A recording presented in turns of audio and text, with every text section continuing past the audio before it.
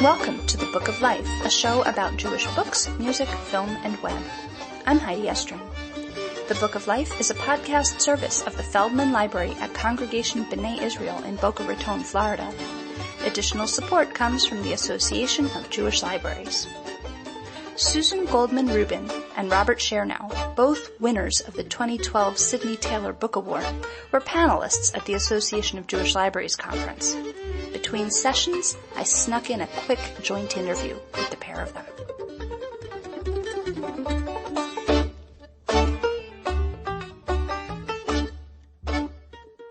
So we're here at the AJL convention in Pasadena, California, 2012, and I'm here with two of the winners of the Sidney Taylor Book Award. I've got Susan Goldman Rubin here, who was the winner in the Older Readers category for her biography of Leonard Bernstein, and I've got Robert Chernow, who was the winner in the Teen Readers category for historical fiction, the Berlin Boxing Club. So first of all, congratulations to both of you. Thank you. Thank you. Thank you. And I wanted to ask the question about the award itself, what that was like for you to win this award and what this award might mean compared to other recognition you may have received. Well, I must say this award is particularly thrilling to me. I can't believe it because I remember reading All of a Kind Family with my children. My daughter, who's now 52, when she was learning how to read, she would read to me when I was ironing.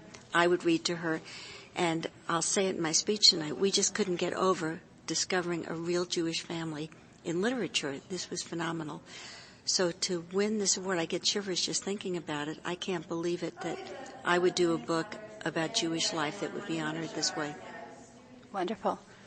You know, I have to echo those sentiments. It's just an incredible honor, and I think for me, for all writers and readers, libraries are sort of sacred places. But for me in particular, I've always, as someone who's struggled a little bit with their faith but always been involved in my synagogue, the library was my sanctuary. I really feel a profound connection to libraries, and the books I read there, I think, made me the person I am. So the idea that to be honored by a Jewish library is just really amazing.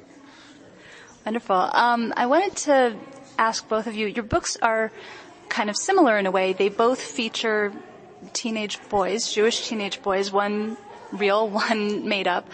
They both also feature actual history. Your book, Max Schmeling, is a character, so it's got real life people, not live anymore, but you know what I mean.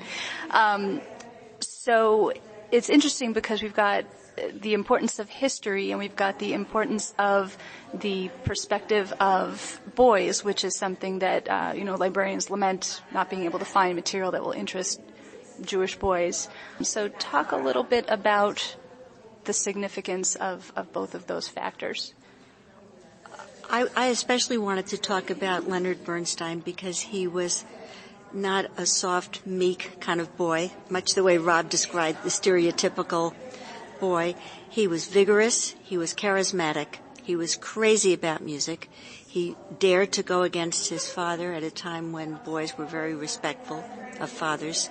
And this fight, this struggle to pursue his dream, I thought was so important for kids today, boys and girls, whatever the dream is, to pursue it, even though it means going against the wishes of a respected and beloved parent. You know, for me, I'm definitely drawn to historical moments, particularly this particular moment, because I like high-stakes situations. I think that I'm drawn to characters who have really hard situations and hard choices, and I think when you're an adolescent, it's very easy to get consumed in the day-to-day, the little annoyances and the little dramas that play out in your life. But when you set all of those dramas against something like the Holocaust emerging, it really gives you a different perspective on your own life and makes you understand that your choices are a lot easier and that your obstacles are a lot easier. But sometimes it's really a comfort, at least for me. I always was drawn to stories like that where it's like, wow, I can't believe this kid made it through that. In some ways, it comforts you. I'd like to add something. Listening to Rob reminded me of one of the themes that to me was important. Lenny Bernstein was a teenager in the 30s, and anti-Semitism was so rampant, and no Americans were crashing through the world of classical music. So when his father really said, "You won't make it, you'll never make it," he was right in so many ways.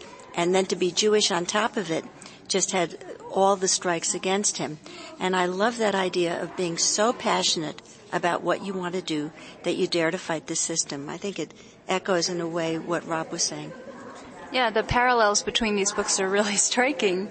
So let's hear a little bit about the inspiration for each of these books and how you came to write them. Well, I just adore Leonard Bernstein's music. I love Fancy Free, Candide. I could sing it, but I won't do it. On the Town. I grew up in New York, so I saw a lot of ballet. I saw theater. I saw West Side Story. I even loved Age of Anxiety, which many people may not love, and it isn't just because I'm anxious. It's a very moving piece, and it's a piano concerto, and I discovered it in college. So the more I discovered of Bernstein's music, the more I just find it very stirring and very thrilling. I found out he's one of the most recorded conductors of all times, and I thought, gee, by writing about him and interesting kids in his story, and having a limited discography, because I couldn't list everything, they just might get turned on to music, which is just a joy for me. For me, I first got inspired by the story when I was working at the History Channel, and I did a story about Max Schmeling and Joe Louis.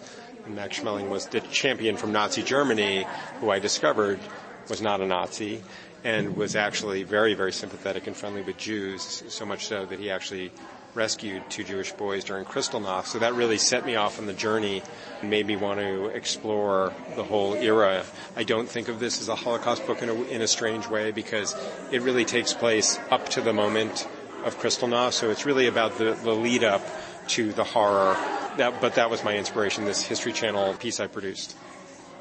If you can think of any interesting stories about the research process, I'd like to hear that. Research, well, one of the best parts of research for me was going to Harvard. I mean, I went to a wonderful college. I went to Oberlin. But going to Harvard, that was something else. And going to the music library 5 days in a row. The students there had done a wonderful exhibit called Leonard Bernstein from Boston to Broadway. And they had researched his youth.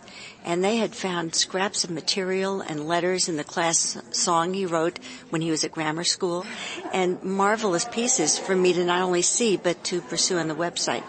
And because of my introducing myself to the Bernstein family in the Leonard Bernstein office, I gained access to that exhibit.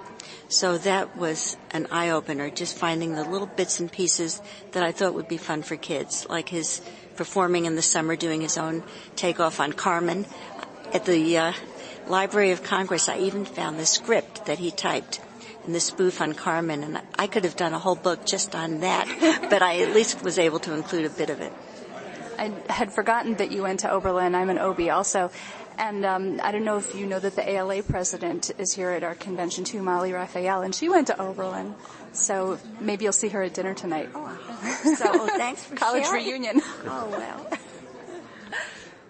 For me, by far the most satisfying part of the research was talking to people who lived through it, both Jewish and non-Jewish. I had the privilege of talking to several people who were children at the time and really conveyed what it was like and the emotion and the little details of life. It's interesting because the most difficult part of the process is often what you think would be the easiest part. Questions like, did everyone have a phone? Was it commonplace for people to have cars? What did people eat for dinner? Did boys and girls go to school together? And I'm fascinated by that, and I think talking to the people who lived through it, not just the big moments of history, which is obviously amazing to get their perspective on that, but just to hear what daily life was like and try and capture that bygone way of living was really exciting for me. I'd like to add something else about Lenny's Judaism. When I started doing this book, I knew Lenny's music, and I knew him as a New Yorker in the New York Phil. I had absolutely no idea how important his Judaism was to him. It was astounding. I didn't realize that he was so influenced by his father's dedication to Judaism. He said that the first real music he heard was at synagogue on Friday nights, and later on he composed many pieces, his variations on Yom Kippur themes, but I really didn't know that, and I didn't know how tremendously important it was. And when I met two of his children, Alexander and Jamie, they both talked about it, and his father was almost Talmudic. One great story was how the first concert Lenny went to was Boston Pops, and they played Bolero. and he went nuts because it was Ravel. His father thought it was a Hasidic theme, and they both were wildly excited, and that kind of brought them together when his dad was opposing his love of music and wanting to be a musician. Tell that wonderful quote from his dad that just encapsulates the whole life story. It's the best bottom line in the world, and I use it for the last line. When Lenny had this extraordinary conducting debut at Carnegie Hall when he was 25 years old, just serendipity, because the guest conductor had flu, and Rodzinski, who should have conducted, was stuck in a snowstorm in Massachusetts. Lenny went on to be an overnight success, and reporters asked his father, Sam, how could you ever have objected to your son becoming a musician? And Sam replied, how did I know he was going to grow up to be Leonard Bernstein? That's so awesome. Is there an interview question that you never get asked that you wish somebody would ask you? Well, I'm always thankful when people ask me about my wife and my daughters because they always like it when they're mentioned. Great. Tell us about them. When you're a writer, you need the support of your family. My wife is a brilliant editor and partner for me, and it's great to have an opportunity to thank her because she's really the only one I communicate with about my books for the entire lifespan of the first draft. And then my kids are very, very, very interested and spur me on and encourage me in their own way.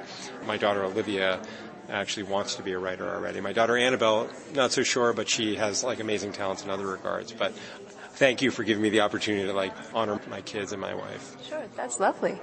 You know, I think I will follow Rob's lead. And you're right, nobody ever asks. And my husband, Michael Rubin, has been absolutely wonderful, although he complains that I spend so much time working, he doesn't understand why, and I earn so little.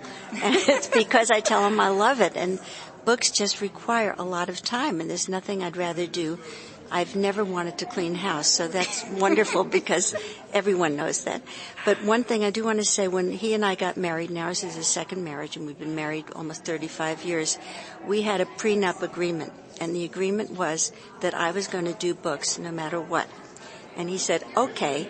And he said he was going to try to make money no matter what. And I said, okay. And that was it. And I think we've come through a lot. Oh, children. Yeah. I am often asked about children. I have so many. I mean, I have a lot.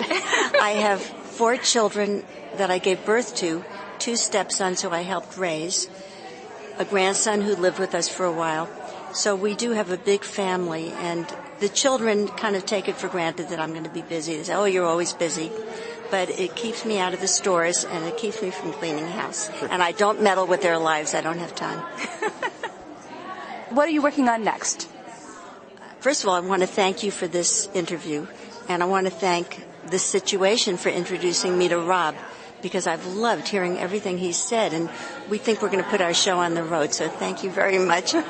Working on next, I was just telling Rob I'm about to publish a teen memoir that I wrote with Daniel Hernandez, the young man who saved Gabby Gifford's life in the Tucson tragedy, and it was an enormous challenge to write first person to tell his story.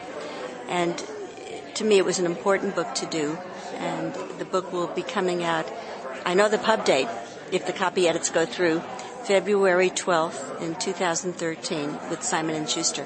What's the title? Title is They Call Me a Hero, Daniel Hernandez, A Memoir of My Youth. And what are you working on, Rob? I just turned in a new book to my publisher that's in rough draft stage, but I'm hoping it'll come out next year. It's called The Girl and the Torch. It's set during the turn of the last century, and it's about a girl who comes to America with her mother, and her mother dies on the journey, so she's orphaned on Ellis Island and is about to be shipped back to Russia, and instead of doing that, she jumps ship, swims ashore, which happens to be Liberty Island, and she sneaks into and lives inside the Statue of Liberty. Is that a true story? No. Okay. But that's sort of the setup of what comes later. That's the very beginning of the book. And is she Jewish? She is Jewish. So you could submit it for Cindy Taylor again, see what happens. Coincidentally, yeah, I know. Thank you guys so much. Thank you. Thanks, Heidi. Thank you.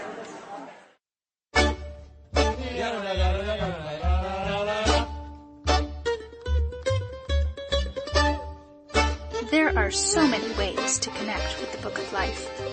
Fan us at facebook.com/bookoflifepodcast. Follow us at twitter.com/bookoflifepod. Email us at bookoflifepodcast@gmail.com or leave us a voicemail at 561-206-2473. You can also listen to the latest episode by phone at 916-313-3820. And of course, find links to everything at bookoflifepodcast.com. The Book of Life is a podcast service of the Feldman Library at Congregation B'nai Israel in Boca Raton, Florida at cbiboca.org and is supported in part by the Association of Jewish Libraries at jewishlibraries.org. Our background music is provided by the Freilach Makers Klezmer String Band at freilachmakers.com. Thanks for listening and happy reading.